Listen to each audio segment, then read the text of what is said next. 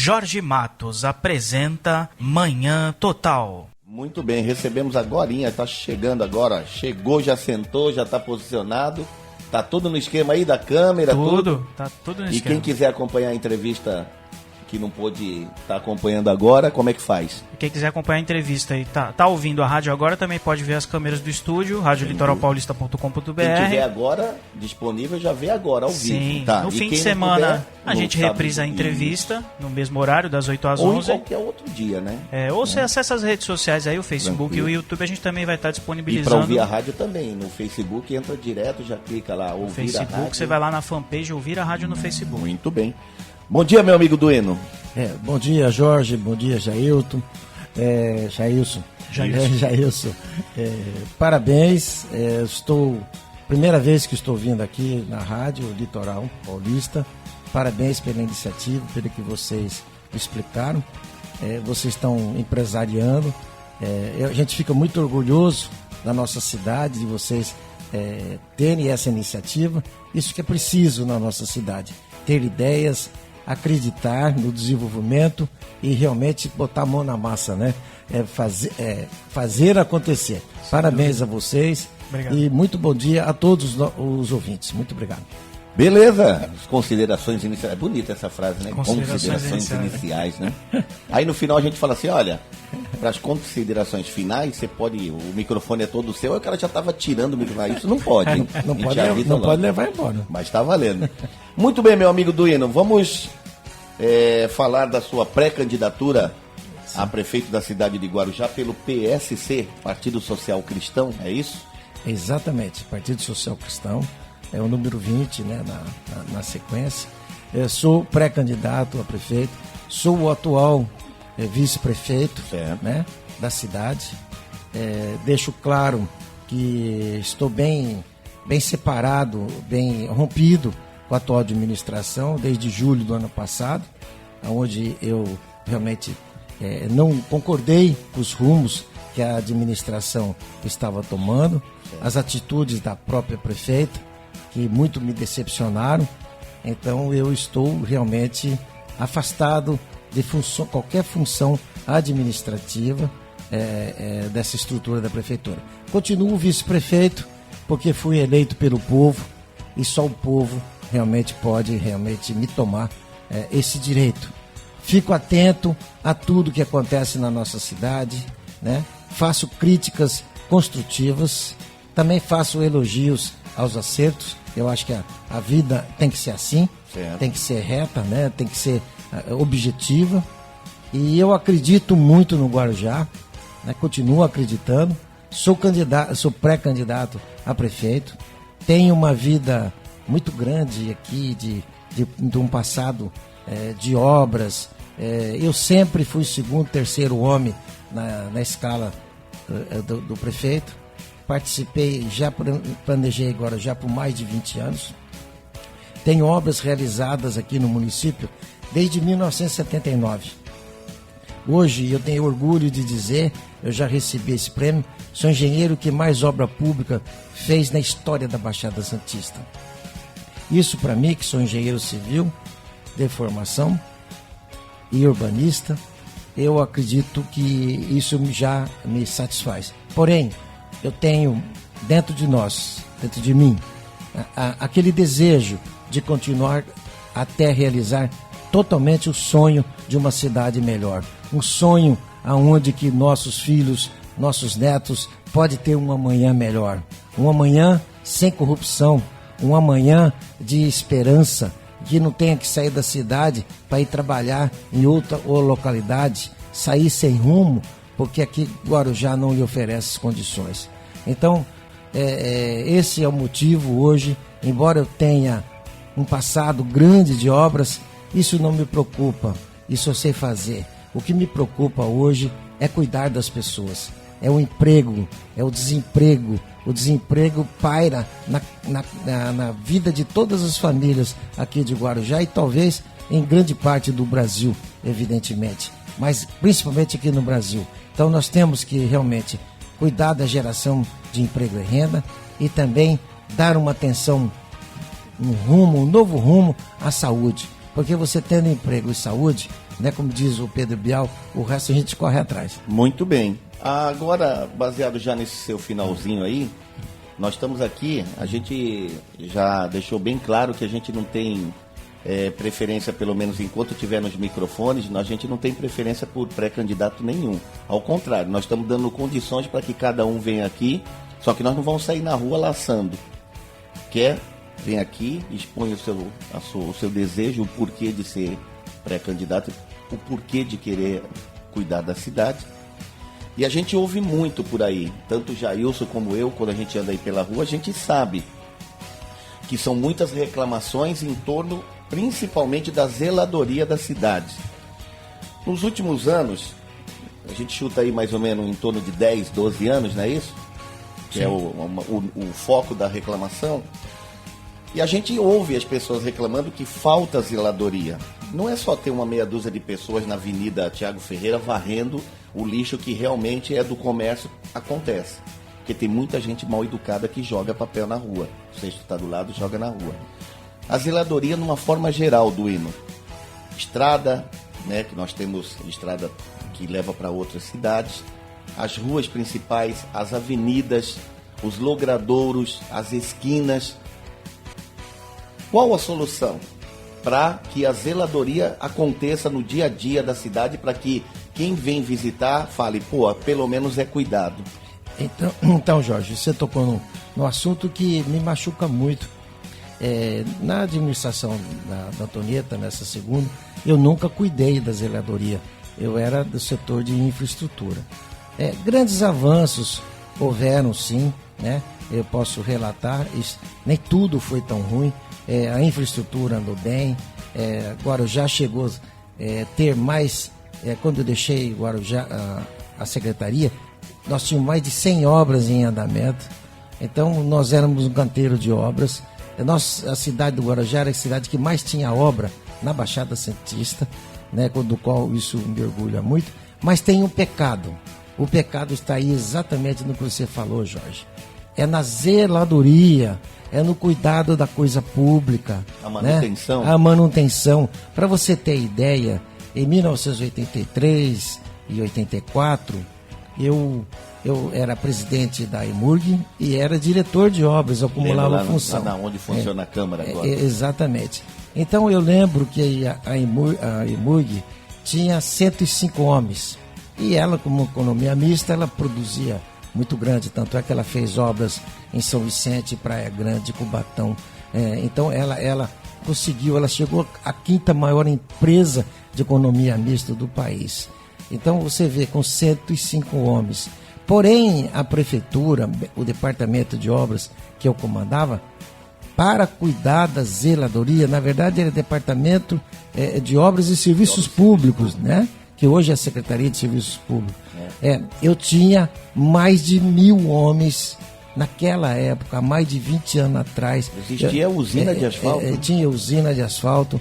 Nós fizemos a primeira rua que eu pavimentei aqui do Guarujá, aqui em Vicente Carvalho, foi a Rua Tambaú, né? Ela foi feita com asfalto dessa usina. Na feira de sábado. De sábado. Eu fiz com aquela usina atrás ali do ginásio Guaimbê. E realmente, esse primeiro trecho entre aqui a Santos Dumont e a Oswaldo Cruz, até hoje não foi refeito nada, só foi feito tapa-buraco. Da Oswaldo Cruz até a Caraú, nós já acabamos de fazer agora recentemente, há uns 6 meses, nós fizemos todo o recapeamento dela. Então você vê, um asfalto que era para durar no máximo 10 anos, a vida útil, ele está muito mais que 10 anos, né? E a grande parte da malha viária do Guarujá está mais de 10 anos, né? A menos de algumas vias, como a Ademar de Barros, vias municipais, que nós já recuperamos em um prazo menor. Então, o que falta, quando você vai escolher um determinado prefeito, né, para a sua cidade, a primeira coisa, eu penso assim, a primeira coisa que você olha é se ele vai cuidar da sua cidade. Sem dúvida. Né? Se ele vai ter carinho com sua cidade. Então, é isso que falta. Então, quando eu me tornei vice da prefeita, na campanha, eu já dizia a ela, é muito simples, em cima do caminhão de som, eu falo, é muito simples, nós temos que separar a infraestrutura dos serviços urbanos. Serviços urbanos, você tem que locar, a primeira verba que você tem que fazer é deixar o suficiente para que os serviços urbanos sejam eficazes. Com isso, você já é uma boa prefeita.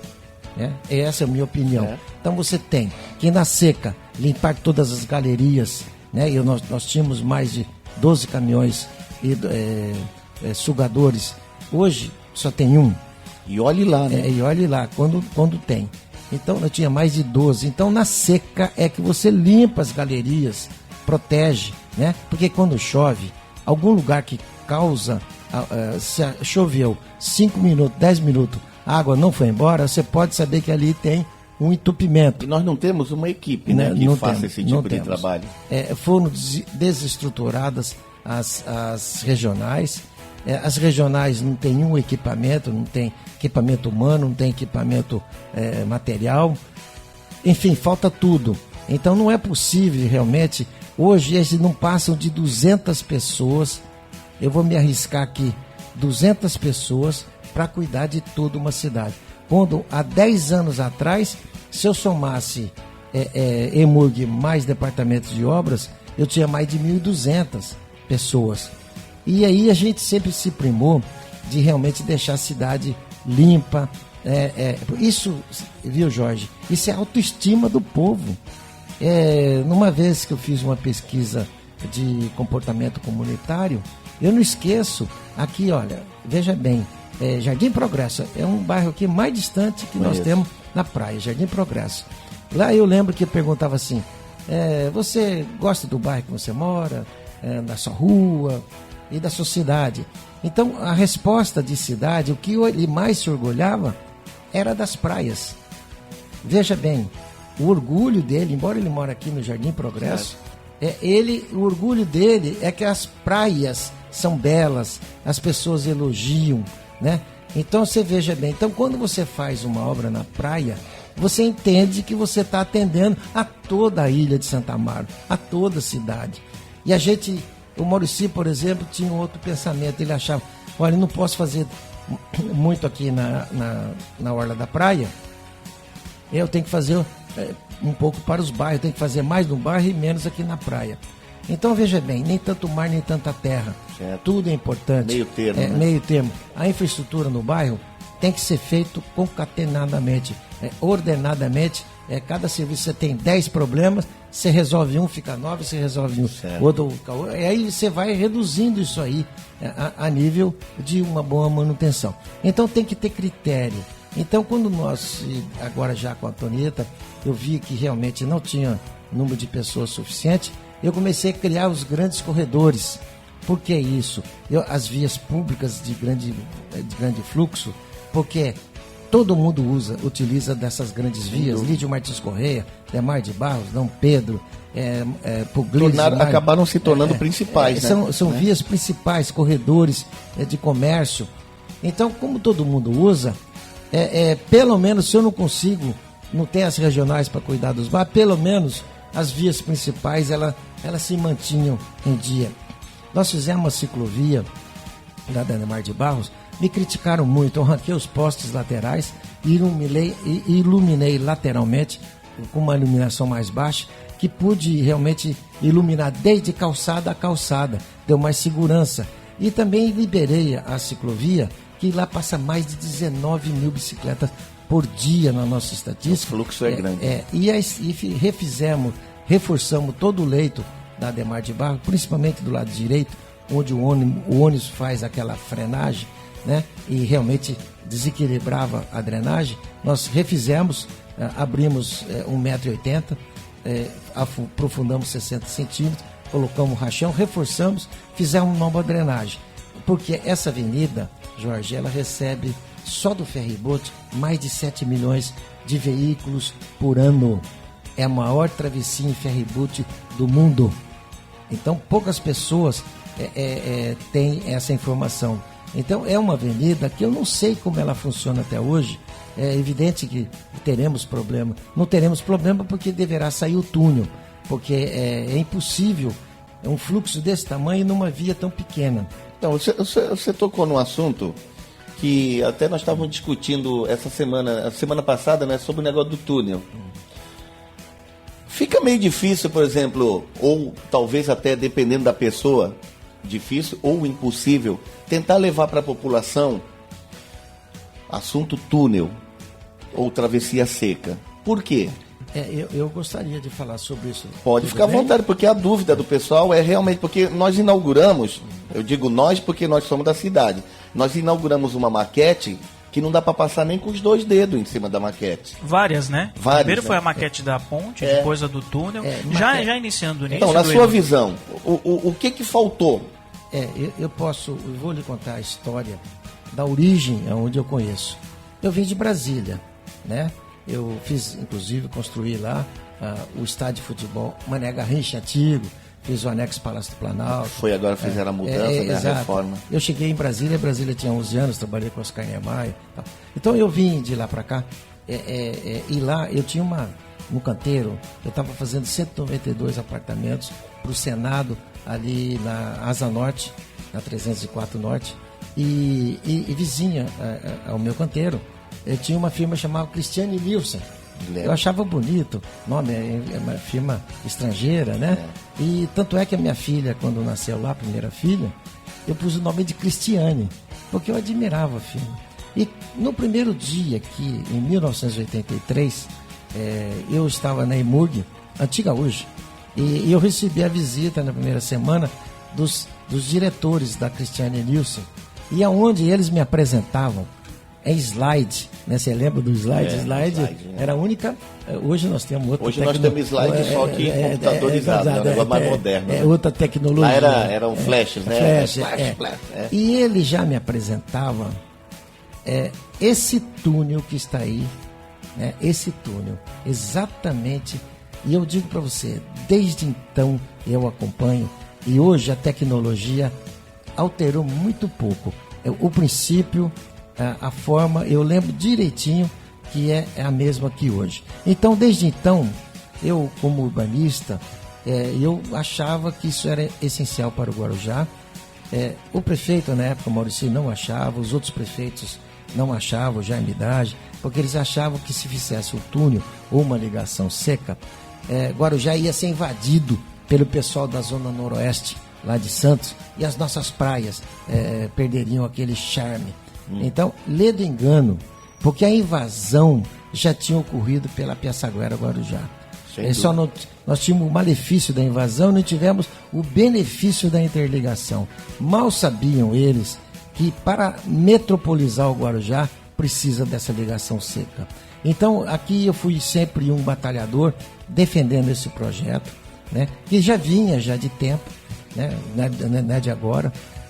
Eu adotei ele em 1983 e o prefeito Oswaldo Justo também adotou do lado de lá. Os técnicos, inclusive o próprio Papa, né, era engenheiro da Sabesp, não era muito a favor disso. Mas tanto Oswaldo Justo quanto eu aqui, nós éramos a favor dessa interligação e desse túnel. Então, muitas coisas se passaram, muitos estudos se fizeram. Nós fizemos estudo de interligação ali pela Santa Cruz do Navegante, né, que era o lugar mais estreito, e chegava ali no Museu da Pesca, mas tinha que fazer ela helicoidal por causa da altura dos navios.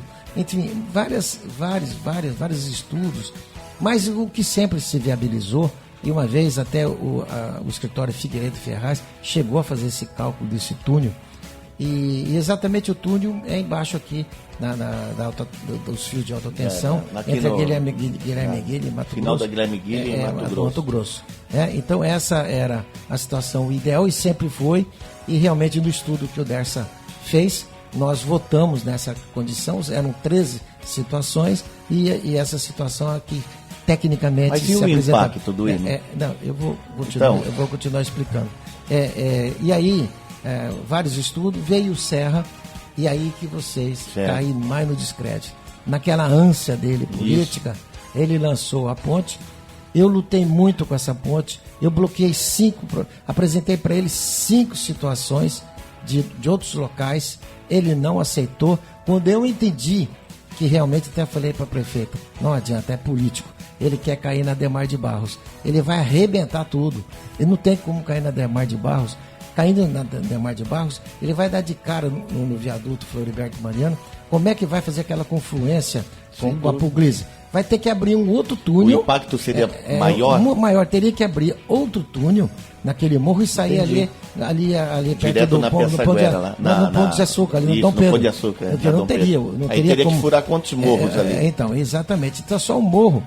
Imagina esse túnel aí, quanto que ele ficar. Então, e provamos ao então governador, e nós propusemos, assim que, já que ele insistia que tinha que ser na Adhemar de Barros, nós desviamos ali pela Rua do Sol e pegamos aqui o mangue lateral, acompanhamos o Rio Santa Amaro e jogamos na Avenida Santos Dumont.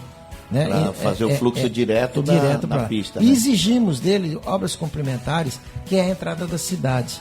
Né, que a gente tem um projeto muito grande, onde pega a rotatória, pega ali o Guaimbê, para tirar aquele semáforo de 4 tempos. E assim, essas obras complementares, eles aceitaram e lançaram. Na verdade, aceitaram porque eles não iam fazer. Na verdade, era uma condição política. Entrou o Geraldo Alckmin, mais sério, mais responsável, mandou fazer um estudo de saída e chegada, né, de origem e destino, e foi fazendo para o caminhão e percebeu que quanto mais afastava de Vicente Carvalho para o centro, de Monte Cabrão para o centro, o caminhão perdia o interesse e crescia o interesse do automóvel.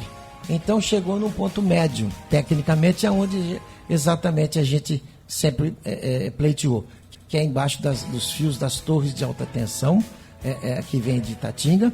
É um local que vai dar menos destruição, menos impacto, né?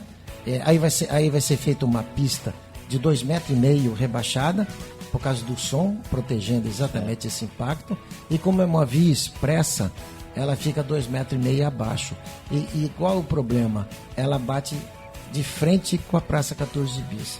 Então ali sofrerá um mergulhão de 9 metros.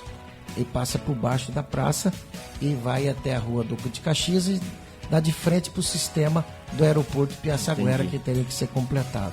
Então, nós, geograficamente, nós tivemos a felicidade de conseguir fazer um grande anel viário interligando exatamente com o nosso projeto de perimetral. Então, carga pesada, nós conseguimos separar da área urbana, né, de tal forma que a Rua do Adubo, ela volta a ser residencial. Nós não deixamos que o viaduto ultrapassasse a Santos Dumont. Por quê? Porque nunca mais nós íamos tirar os caminhões ali de dentro. A nossa ideia é tirar a Acta dali, que ela gera fluxo de caminhão, e levar ela para o retroporto. E ali onde está a Acta, que é uma área pública, desenvolver lá um centro tecnológico, que a gente tem que desenvolver por causa do retroporto. E está ali tem o 1º de Maio, ali é uma concentração grande de estudantes. Ali é então é um local adequado. E com isso, a Rua do Adubo, ela volta a ser residencial. Então esse projeto, eu briguei muito com a Codesp, vocês devem ter assistido, Câmara, tudo, vereador me acusando que ia perder verba, e eu fui firme, eu não abri mão, e aí veio o ministro dos esportes naquela época, que era o Pedro Brito, que é engenheiro também. Ao olhar o nosso projeto, ele mandou imediatamente que a Codesp acompanhasse o nosso projeto, que era melhor. O nosso projeto não deixava que eles ocupassem a Avenida Santos Dumont, que eles ocupassem a lateral e fizessem uma segregação. O que é perimetral, o que é via urbana, porque senão, numa safra, nós não teríamos esse acesso entre Vicente Carvalho e Guarujá. Os caminhões iam tomar tudo. Já aconteceu isso, né? Então, isso não pode acontecer. E nós conseguimos fazer esse traçado, esse urbanismo, e realmente aprovamos na Artesp, na Ecovias, no DR, na Codesp. E esse projeto ele está numa segunda fase do PAC, né? Pelo menos que existiu o PAC 2, são 300 milhões de reais para complementar essa perimetral, que consiste, eu vou me arriscar aqui a explicar, retirar aquela ponte do Rio Santa Amaro, ali começa um viaduto, esse viaduto ele vai 1.080 metros, ele passa por cima daquela curva da morte, porque ali tem uma erosão e a gente sempre tem problema com o meio ambiente, então passa por cima esse viaduto e a perimetral que vem sentido contrário em frente à Dalquímica, ali na Facina, o caminhão passa por baixo e a rua passa por cima. E esse 1.080 metros, ele desce perto do Roldão, né? Perto ali da Valdomiro Macário. Então, esse é o projeto. É difícil estar explicando aqui tecnicamente. Não, o pessoal até comenta com a gente isso. Até a gente estava comentando um dia desses aí sobre o viaduto ali na Rua do Adubo. Sim. Era principalmente para parar com aquele negócio daquele semáforo que continua confuso. Ninguém entende por que o viaduto só acompanhou a perimetral, que não teve continuidade, pelo menos até agora. Nós só estamos vendo eles arrumar a calçada. E continua a mesma dificuldade e a problemática piorou. Porque os caminhões fazem manobras arriscadas, tanto que eles costumeiramente trocam aquele poste no meio do semáforo, porque vira e mexe, a parte de trás do caminhão vai e bate naquele poste, sem contar os abusos que a gente sabe que já acontecem há muito tempo. Por que mudou o projeto? Porque se a Rua do Adubo é a que recebe o maior fluxo de caminhões de entrada e saída para o porto, naquele setor, por que não ele passar por cima e fazer a Santos Dumont ficar livre por baixo? Então, eu vou tornar a explicar. Houve grande ganho, sim, é que talvez vocês não aquilataram. Você vê que não deu mais congestionamento. Foi muito estudado através de programas, né, de sistema viário, de fluxo de veículo. E o que acontece? O certo, quando esse viaduto ele passa a linha férrea, ele ultrapassa e ele não entra na Rua do Adubo, é porque essa Rua do Adubo, só para você entender, ela vai ser lá em frente da Facina.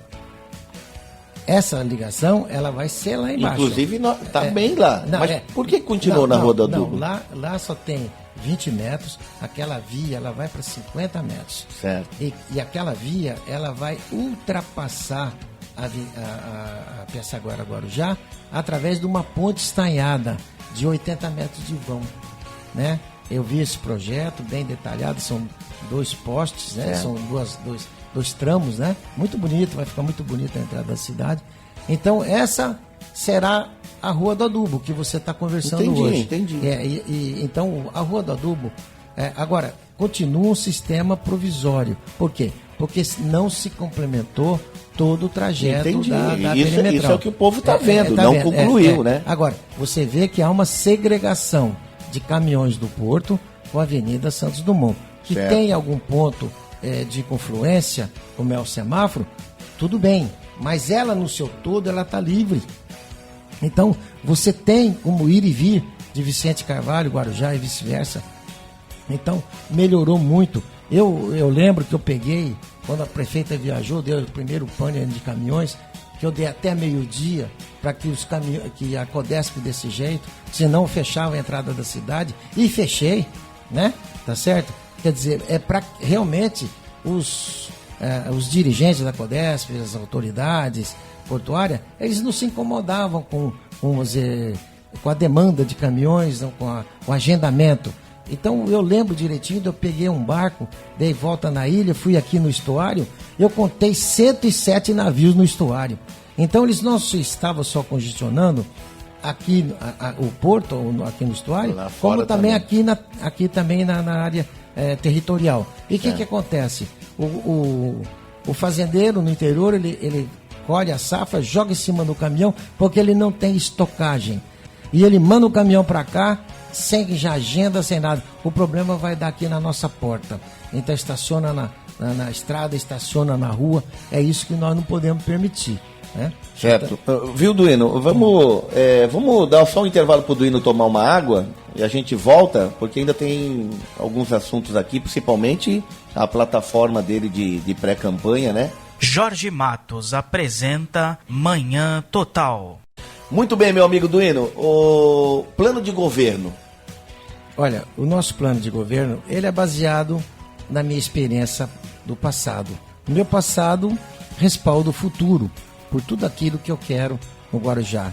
O grande orgulho meu, que sempre Guarujá trilhou dentro do planejamento urbano que eu participei, junto com toda uma equipe, né? Inclusive com o Dr. Fábio Serrano, que é professor aqui na universidade aqui em Santos, é um elemento que acompanha há muitos anos, desde a época do Jaime Idade, é um grande colaborador. E eu, com a minha vocação urbanística, que eu vim de Brasília, trabalhei com o Lúcio Costa, a vida inteira eu sonho com tudo no Guarujá. E esse sonho ele vem se realizando gradativamente. E nós já projetamos Guarujá para o futuro. Nós temos hoje, aquilo que eu falei, obras eu sei fazer, planejamento, isso aí para mim não é dificuldade nenhuma, 35 anos. Educação. Eu digo para você que hoje eu estou muito preocupado, muito mesmo, com a vida das pessoas. Certo. Né? E a vida das pessoas, hoje você vai em qualquer família, tem um empregado e 3 desempregados. Certo. Então o desemprego, ele impera violentamente na nossa cidade, assim como no Brasil. Mas só que Guarujá, antes da crise, Guarujá já estava em crise. E eu vou explicar para você o porquê realmente eu entendo desse desemprego. Né? Além da crise, nós somos uma ilha de 142 quilômetros quadrados. 53% dessa ilha não foi tocada pelo homem ainda. E nós já deixamos um plano diretor muito adequado, fizemos com técnicos da prefeitura, deixamos Guarujá para ser ocupado, para ser de uma forma ordenada. O grande crescimento é a região leste, que é com a abertura do Dom Pedro e tudo mais. Mas o grande problema nosso, você vê, o nosso salário médio é o menor da Baixada Santista. Uma secretária aqui ganha um salário mínimo. Atravessa o rio para Santos e ganha 1.300, 1.400. Por que isso? Porque nós não temos desenvolvimento. Né? Então eu estou colocando bem. Nós somos 318 mil habitantes. Metade trabalha fora. Com todo o problema de travessia, de ligação seca, metade da nossa população trabalha fora. Por que trabalha fora? Porque não tem situação aqui que possa suportá-los, né? Então tem isso aí, por isso que eu sou a favor do túnel, da metropolização. Muito bem, dando sequência a isso, eu fico olhando, nós temos as belezas naturais mais belas do Brasil. Nós temos o ponto mais alto aqui da Baixada Santista, que é o Morro da Antena, de 300 metros de altura, inexplorado turisticamente, e outras coisas mais que eu posso falar, que o turismo é grande indutor de geração de mão de obra e renda. Mas o que eu quero observar é que nós estamos a 70 quilômetros do maior produtor de matéria-prima do Brasil, que é a cidade de São Paulo. E nós somos ligados através de 70 quilômetros por uma via autopista. Né? Então, veja, nós não teríamos problema nenhum. Nós estamos de frente para o maior porto da América do Sul. Eu não sei se você sabe, o lado do Guarujá tem 2 metros a mais de profundidade do que o lado de Santos. A média aí do canal é 13 metros, do lado de cá já chega a 15. É porque não assoreou muito em relação ao outro lado, né? É porque é côncavo. O rio é côncavo e ele vai sempre escavando. Então os grandes navios, ele atraca do lado do Guarujá. O porto de Conceiçãozinha, ele é o maior porto exportador de grãos da América do Sul. Não é Paranaguá, que muitas pessoas acham que é Paranaguá. Enfim, a gente então temos todas as condições, e nós temos ao lado da Piaçaguera uma área industrial a ser explorada, que nós chamamos de retroporto. Né? Não é só retroporto, que acha retroporto é fazer depósito de contêiner, não é nada disso. Vai ter área de contêiner também, mas tem área para indústrias não poluentes, e que possam realmente chegar no Guarujá, porque normalmente uma empresa chega no Guarujá, ela é achacada, né? Ela é impedida de se estabelecer porque não tem incentivo. Aqui é o inverso. Então, muitas vezes, não se instala. Todas as tentativas de instalação de indústria entre Câmara e Prefeitura, a pessoa vai embora, o investidor vai embora. Então não gera mão de obra. O que nós tínhamos que fazer? Dar incentivo a essas empresas para que elas se estabelecessem. Esse incentivo que, teoricamente, a Prefeitura perde de momento, ela arrecada de uma forma indireta. Porque no momento em que aumenta vamos dizer, a renda, né, da população, a população compra mais, o comércio vende mais, gera mais imposto, gera mais emprego, gera o desenvolvimento. Então, o nosso objetivo nisso aí é fazer com que essa roda do desenvolvimento, ela gire, né? E eu tenho um exemplo, até de Penápolis, eu era moleque, e a Nestlé ia se instalar em Penápolis, a política também não deixou. Se instalou em Araçatuba, e Araçatuba desenvolveu. Então, inclusive, eu já estou em contato com a Nestlé, e também Indústrias Testes. Por que isso? Porque elas geram 98% de mão de obra feminina. Você imagina, Jorge e Jailson, você imagina quantas mães estão em casa, quantas mulheres gostariam de participar da renda familiar e não têm essa oportunidade. 52% da nossa cidade é mulher, né? Então, essa grande massa sem oportunidade. No momento que você abre uma oportunidade, você aumenta a renda familiar. E ao aumentar a renda familiar, você consegue fazer o ciclo econômico. O comércio vender mais, gerar mais imposto e tal. E como você dá realmente esse desconto, né, essa isenção para essas empresas, esse incentivo, você vai arrecadar de uma forma diferente, porque o comércio é que gira essa roda. Então a prefeitura vai arrecadar de qualquer forma. E tem mais, essas indústrias têm alguns benefícios a mais. Elas são obrigadas, a partir de 100 mulheres, ser obrigada a ter uma creche, a ter uma escola.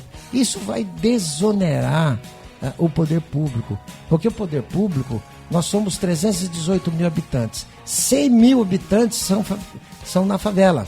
Esses que estão na favela em situação irregular, eles não recolhem nenhum tostão ao poder público, mas eles usam o posto médico, eles usam a escola, eles usam tudo.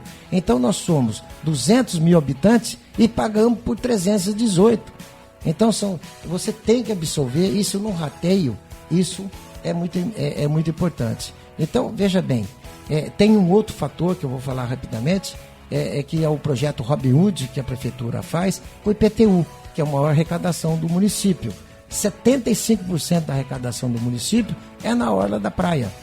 E depois ela vem em escadinha, ela vem em declínio e chega a 1% aqui em Vicente Carvalho. Entendi, mas você acha que é justo, por exemplo? Não é justo. Não. Tudo bem. Só que, para você ter a arrecadação também dessa fatia da população, que não paga nenhum tostão, até mesmo do IPTU, não teria que ter uma urbanização para dar condições melhores de vida para as pessoas nessas áreas, para que elas tenham a sua obrigação de pagar o seu IPTU dentro da realidade Jorge, da área? Voltamos ao raciocínio de você gerar um emprego e dar dignidade para as pessoas, elas mesmas resolverem seus problemas, né? Porque se no momento que você faz uma nova planta genérica de valores, que você valoriza cada imóvel o seu valor real. Então, na média, eu digo para você que a prefeitura vai arrecadar o dobro do que arrecada. Lógico. Então, é uma questão de gestão pública, de capacidade do gestor público. E é isso que nós não vemos. Verdade. Não estamos vendo isso aí ocorrer. Cansamos de dizer isso, de propor isso, em nada. Um recadastramento da área imobiliária. Enfim, tem várias atitudes.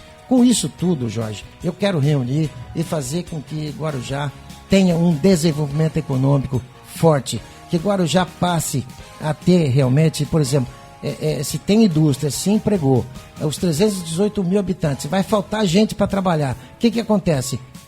O comércio mesmo, a disputa entre as pessoas começa entre as empresas. Lógico. E o teu salário aumenta. A demanda, o salário né? vai aumentando e nosso nível médio vai aumentar. Porque Guarujá tem tudo para desenvolver. Tem a parte turística, que eu não vou entrar aqui, que também é um grande indutor. Então, nós queremos incentivar isso para gerar realmente esse emprego, né? Para que as pessoas vivam melhor, né? Outro dia estive no Morrinho, lá no Morrinho 4, era 9 horas da noite, numa casa, num frio, numa umidade muito grande, uma senhora só que ela é faxineira, em Santos, e 3 homens lá desempregados dentro da casa, e a menina lá de acho que até menor, já pela 2ª gravidez.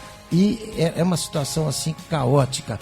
E aí chega uma vizinha que, sabendo que eu estava lá, foi lá me ver e falou: olha, sabendo que eu sou candidato, olha, se quer me ajudar, eu vou ajudar. Se não me ajudar, eu falei: minha filha, eu vou dizer para você o que um amigo meu me disse: voto não tem preço, voto tem consequência. É isso que eu não negocio. Sem dúvida. Né? Então, vem também da cultura desse povo. Eu sei da necessidade, nós sabemos disso, isso é desespero. Não acredito que essa senhora, ela falou isso porque é normal que as pessoas pensar isso. É um comércio do voto, né? É comércio do voto. Mas infelizmente é uma consequência triste, né? Porque às vezes a pessoa troca o voto por um saco de cimento, por uma dentadura, por R$50, depois... só que aquilo ali acaba. Isso, e o governante fica ali 4 anos, 8 anos se aproveitando da situação, então... e a gente sabe que quem faz isso e já tem essa de oferecer, a pessoa vai querer o que lá em cima? A gente já tem essa ideia. Então, é o que ele fala que tem consequência, né? Exatamente. Então não tem preço. E a consequência é pior do que você não ir lá votar.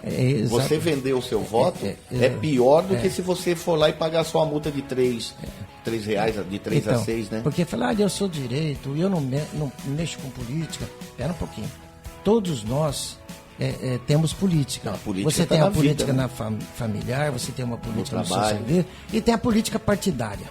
Então, a política partidária a gente chama de politicagem. Aí que está o demérito da questão. Mas presta atenção, o estado de espírito do brasileiro, anteriormente, em geral, era assim, de muita brincadeira, né? Juruna, Zé Macaco, elegia qualquer um, né? Desse nível, brincando. Tiririca, não tinha muita consequência. Hoje, olha para a televisão, vê lá a consequência que está dentro da tua casa. Olha se numa família se não tem um desempregado. Isso é porque você não olhou para a política. Você deixou que a coisa ocorresse. Olhar ao redor, né? Então, nós precisamos hoje cultivar exatamente esses quesitos para que a população questione. Saber quem é que vai ocupar o cargo, qual é o passado dele, se ele tem serviços prestados à comunidade. Como é que uma pessoa pode se candidatar a um cargo executivo sem ter feito nada pela sua comunidade? Tem que ter serviços prestados, penso assim, eu pelo menos penso assim. Eu jamais me candidataria se eu não tivesse serviços prestados. Eu me sinto assim forte na minha candidatura porque eu tenho muitos serviços prestados a esse município. Eu sei que o voto de reconhecimento é um voto difícil, mas está aí, ó, eu fiz e tenho orgulho de ter feito, e estou mostrando o que eu fiz e o que eu posso fazer, porque o passado respalda o futuro. Então, essa é a minha linha, e cuidar das pessoas, né? E mais ainda, eu tenho um plano meio revolucionário, eu não quero entrar muito em detalhe, posso lhe falar, é sobre a saúde, porque você vê, emprego e saúde, as famílias estão bem. Nós estamos falando aqui, Jorge, da zeladoria. A zeladoria é uma coisa, nossa. Você quer ter essa autoestima de morar numa cidade boa, limpa. Isso é a primeira obrigação do prefeito. Eu acho que nós nem deveríamos estar discutindo isso. Essa é a obrigação primeira. Como eu estava falando para o Jailton, você tem um bolo aqui de arrecadação. Quanto custa para fazer a zeladoria? Custa tantos milhões. Separa. Porque o governo, saber governar, é saber estabelecer prioridades. Então você estabelece as suas prioridades, né? Então, porque a educação já tem 25%, está protegida por lei. A saúde tem 15%. Certo, está protegida por lei, me desculpe te interromper, mas a gente tem acompanhado que a educação em Guarujá, principalmente, porque é o nosso lugar, nesses últimos 8 anos, 10 anos, né? Qual foi a evolução? Quantos colégios foram construídos? Olha, ela foi negativa, porque a própria secretária, em conjunto com a senhora prefeita, fizeram essa politicagem, usaram da educação. Você vê o caso da merenda aí, que é a recente, que quase deu a cassação da prefeita. A melancia R$30, um adoçante de 2 por 24. Esse descalabro. Esse vem com bastante açúcar, né? Bastante açúcar. E isso que não foi denunciado, a saúde. Né, falta de medicamento, falta de gás. Desvios. Desvios. Né? Desvios, outras coisas mais. Que eu tenho o sistema. Porque saúde, filho, é controle. O ministro que entrou agora aí, eu até conheço, o irmão dele foi prefeito ali no Paraná, e é um engenheiro, um cara bem conceituado. E esse rapaz falou uma coisa que eu sempre falo: saúde é controle. Né? Você quer saber por que eu fiz esse plano? Eu estou sabendo que eu cheguei no laboratório lá com o Dr. Celso e ele confidenciou para mim que 60% dos exames de laboratório não são retirados. Entenda isso aí. Eu falei, bom, se 60% não são retirados, e a prefeitura pagou, que mandou fazer, paga, né? Lógico. E esse serviço funciona bem. Então, está deixando de atender 60% a mais de pessoas, está errado? Não. Ou esse dinheiro está sendo pago e que poderia ser revertido em outro serviço da saúde. Então, começa por aí. Não tem controle. Eu tenho um sistema que controla isso. Quando eu estava na Secretaria de Governo, que eu fiquei um período, eu estudei isso muito bem, só que nunca ninguém me deixou ir para frente isso aí. Você tem que estabelecer um prontuário eletrônico da pessoa. Isso é por lei, tem lei. Eu fui pesquisar agora, é lei, tem todo um regramento para isso. O que consiste isso? Consiste esse prontuário eletrônico, quando o médico pega, você vê no computador todo o teu passado, quantas operações você fez, todo o histórico, né, da pessoa. E quantos os exames. Então, para evitar, isso já evita a repetitividade de exame. Então, o que eu pensei? Comecei a estudar no desvio de remédio e cheguei nisso. Então, o que nós pretendemos fazer? Eu pretendo contratar os serviços da cidade. Pretendo contratar através de cooperativa de profissionais da saúde ou através de convênios específicos. Eu pretendo contratar um médico. Eu pretendo contratar as clínicas particulares até a nível de odontológico. Por que isso? Desde que eu tenha controle. Eu fui pesquisar e vi que realmente um convênio paga por consulta, vamos falar da consulta, por consulta de R$36 a R$80. É o máximo R$80. Se a prefeitura, vamos fazer aqui um exercício, pagar a um médico para atender uma pessoa do SUS, R$80, ele paga, a prefeitura custa muito mais para atender essa pessoa, né? Então, ele pagou R$80. O que a prefeitura ganhou? O médico pagou o aluguel dele, a luz é dele, né? O atendente é dele, o imposto é dele, e a prefeitura pagou o serviço realizado através do quê? De uma carteirinha, né? Que você pode fazer com chip de controle, né? Controle do cidadão, SUS, enfim, que você escolhe o médico que você quer para fazer consulta. Isso dá autoestima, porque você pode escolher aquele profissional que você quer, vai lá, se tiver 1 ou 2 dias, espera, vai lá, passa, porque ele vai te atender, porque ele vai estar no consultório dele, ele vai olhar na tua cara, ele vai te atender como se atende uma pessoa que paga um exame particular. Então, a pessoa tem mais dignidade e, com isso, tem mais confiança no médico-paciente. E quando ele fizer o receituário eletrônico, que ele vai ter que fazer eletronicamente, no momento em que ele receitou, já numa tela dele aparece no almoxarifado se tem disponibilidade desse remédio ou não. Se tem disponibilidade, já ficou registrado para essa pessoa. Então, nós temos controle, nós não temos mais desvios de remédio, porque o estoque pode ser controlado, entendeu? Então, assim, a gente está pensando em desenvolver isso a nível praticamente não é uma terceirização, é uma contratualização de serviços de saúde com o objetivo de dinamizar, inclusive, todos os médicos e clínicas, valorizar o profissional.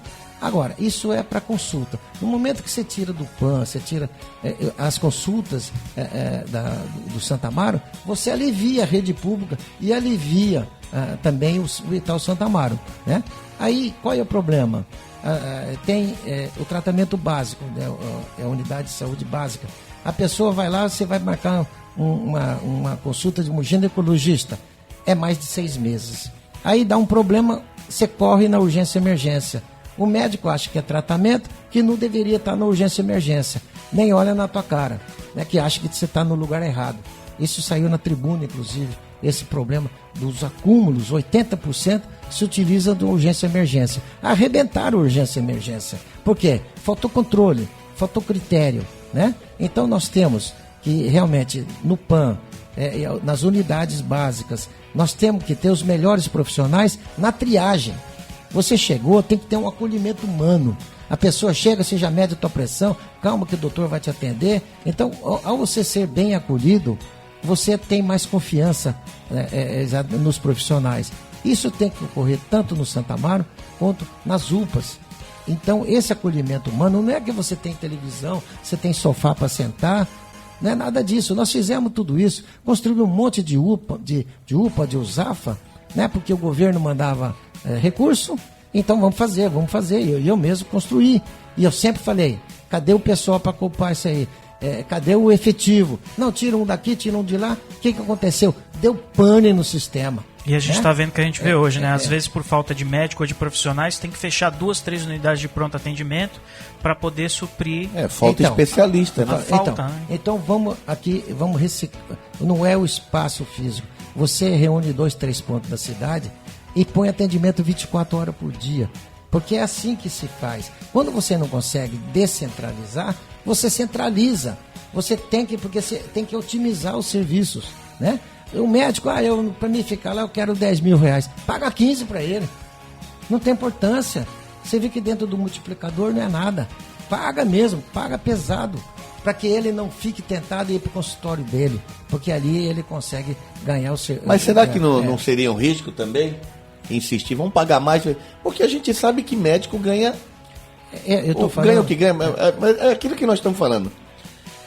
O que acontece é que, se eles estão dando preferência para o consultório, eles não teriam que cumprir um horário lá. E o que está acontecendo? Teve até uma denúncia, tentaram apurar essas coisas aí, que médico só estava passando lá, assinava o ponto e picava a bula. Porque ele tem cota. Então, mas por que isso? Ele tem cota para atender, ele atendeu, ele vai lá 2 dias, ele atende a cota toda, ele acabou, ele some, entendeu? É isso que eu estou falando para você, não tem que ter cota. Ele tem que ser contratado para trabalhar tantas como horas. Era antes, né? Contratado. E aí que eu falo para você, paga um salário justo, paga o salário acima da média. O médico forma hoje em dia, ele não quer ir para o SUS. Então, vai lá, ele dá um incentivo para o médico ficar lá. Você tem que ver o outro lado. O médico estudou, gastou, teve tempo, perdeu seu tempo, é um profissional habilitado. Remunera ele adequadamente, não precisa explorar ele. Prefeitura não precisa explorar ninguém. Prefeitura é o grande gerenciador da cidade, das pessoas da cidade. É isso que tem que colocar na cabeça. Prefeitura, sempre que puder terceirizar, sempre que puder pagar serviços pronto, feito, custo fixo, ela tem que optar por isso, porque a receita dela também é fixa. Então, ela não pode ter custo variável. Você deixa lá 15% para a saúde e ela vai para 21%, 22%, 7%, 8% a mais. Mas nem dá para ter custo variável no trabalho oferecido, no bem e serviço do poder público. Por quê? Por que não pode ter? Porque a prefeitura não visa lucro. Então, porque eu estou fazendo administração, você tocou num ponto que é a matéria que nós estamos aprendendo, é o custo variável. Isso. Se não visa lucro, ela tem que fazer aquilo que você falou, controle.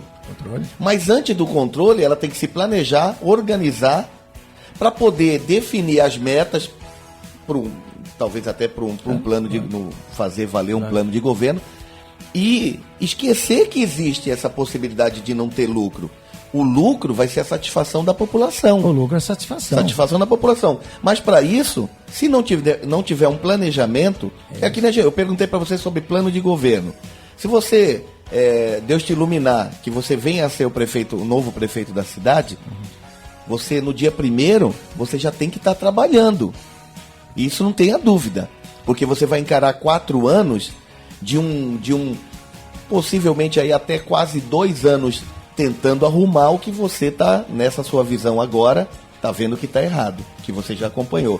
Então, muitos prefeitos, quando assumem no dia 1º de janeiro, sequer sabem por onde começar. Você tem essa visão de por onde você vai começar?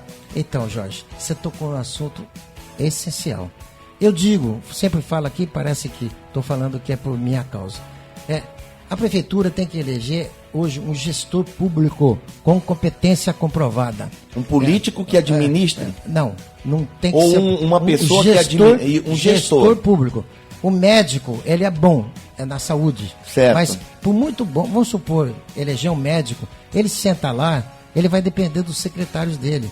Porque por muito inteligente que ele seja, ele nunca operou. Porque poder público, a gente que trabalhou sabe, você não aprende na faculdade. Você aprende fazendo. No dia a dia. Né? Você aprende fazendo. Né? Não tem outra forma de fazer. Né? Então, o que eu digo? E Guarujá não tem mais tempo de ficar pagando 2 anos para um cara aprender a administrar.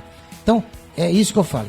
Tem que eleger um gestor público que tenha conhecimento. Eu digo para você, hoje, se eu sair daqui e for lá tocar a prefeitura, primeiramente, o engenheiro pensa 8 ou 80. Vão dizer que eu demita todos, são 20 secretários, demito todos. Eu digo para você que eu toco a prefeitura por um determinado tempo sozinho. Por quê? Eu conheço todos os setores. As pessoas me conhecem, as pessoas me respeitam. Eu peço ajuda, eu tenho a humildade de pedir ajuda e dar a consciência para a pessoa me ajudar. Então eu não preciso de palpite de ninguém para mim tocar a prefeitura por um determinado tempo, evidente. Eu de 20 secretarias, o meu objetivo é reduzir para 10. Por que 10? 10 você conversa na parte da manhã com todos. Você tem a oportunidade de saber o que acontece. E depois você vai para a rua para você ver, ouvir o povo. Se você foi eleito pelo povo, você tem que ouvir a voz da rua. Né? Nós temos 2 ouvidos e 1 boca. Nós temos que ouvir mais do que falar. Então, eu com 10 secretários, em uma semana eu sei que tudo que está acontecendo na cidade. Então eu coloco uma questão aí nisso que você falou de redução de secretariado, que a gente estava comentando outro dia. E os acordos políticos para governar com a Câmara, por exemplo, como fica? Você vai conseguir negociar com a Câmara aquilo que sempre acontece a cada novo governo, não foi, né, Jailson? Sobre secretário tal, secretaria tal, melhor dizendo, para tal partido, para eu poder... A gente sabe que existe, Duino, isso não tenha dúvida. Como você ia enfrentar essa situação? Então, os poderes são independentes entre si, certo. Né? Porém, deverão ser harmônicos, não é isso? Sem dúvida, trabalhar de acordo, né? A gente conta, né, com as pessoas que foram eleitas, reeleitas, o problema da cidade. Basta você ter transparência.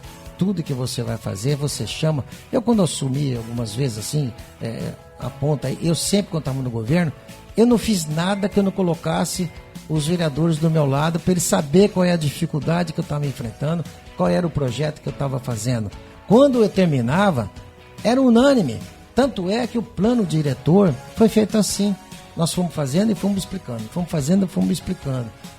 Até que chegou, no final, muito pouco problema nós tivemos. Nós aprovamos um plano diretor feito em casa. Nós não pagamos nenhuma empresa para vir aqui dar palpite aqui na nossa cidade. Porque quem conhece a nossa cidade somos nós. Então, a Câmara acompanhou naquela época. Então, eu digo para você, o vereador também tem essa responsabilidade. Ele é o órgão fiscalizador, né? Também, né? Ele é o órgão fiscalizador, ele é o órgão reivindicador. O que realmente existe entre o executivo e o legislativo, existe uma gentileza, né? Olha, puxa vida, me falaram tanto daquela rua. Não, mas olha, vem cá, está dentro desse planejamento e vai ser feito no período tal. Aí o vereador vai lá, olha, período tal vai ser feito. Então existe isso aí, né? E eu pretendo ter essa liderança, porque eu vou chamar a responsabilidade da nossa cidade. As pessoas, porque aquele que realmente não se enquadrar, eu denuncio ele a nível público. Se ele tiver a mal público, ele não tiver a serviço do bem público, eu denuncio ele publicamente. Eu não tenho medo de nada. né? Eu não tenho medo, porque eu já é a última candidatura minha, eu tenho 69 anos, não estou à mercê de nada. A minha vida particular, ela está feita e eu não dependo de prefeitura. O meu patrimônio de 1983 para cá, meu patrimônio diminuiu.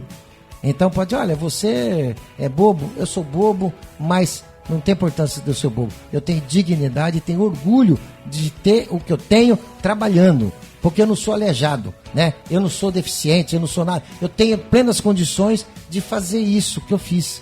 E a minha família, e sustentar a minha família. Eu não preciso de mais nada. Eu não tenho vaidade. A minha vaidade é muito pequena, né? Eu tenho responsabilidade. O meu advogado, que é o Alexandre Rolo, fala: Duino, você quer ser prefeito mesmo? Cuidado. Cuidado com o seu patrimônio. Porque dificilmente um prefeito não sai sem alguma ação política na cabeça. Bloqueia 10 e tudo mais. Hoje, ser prefeito é um cargo de risco. É uma profissão de risco. Mas o que a gente vai fazer? Está dentro da gente. Isso não tem como tirar. Igual a minha família fala, você poderia já ter parado há muito tempo, você não precisaria disso, mas se você não for até o fim, a vida inteira você vai achar que você não completou aquilo que você queria. Vai atrás do seu sonho, nós estamos aqui para te ajudar. Muito você bem. Não precisa, mas vai lá. E assim que eu continuo lutando, continuo acreditando, né, nas pessoas e acreditando no Guarujá. Muito bem. Bom, vamos encerrando por enquanto e... Jorge, só deixa eu mandar um alô para quem está acompanhando a entrevista pode aqui. Pode mandar. Mandar um alô pro Flávio Augusto, Danilo Bertotti, Edson Silva, o Edu Quintana. O Bertotti ele é do interior, Matão? Isso. É de Matão. Isso, É Matão, interior de São Paulo, hein? Wilson Costa, o Marco Reis e o Rafael Rigg estão curtindo a programação. Legal, então um abraço a todos vocês aí.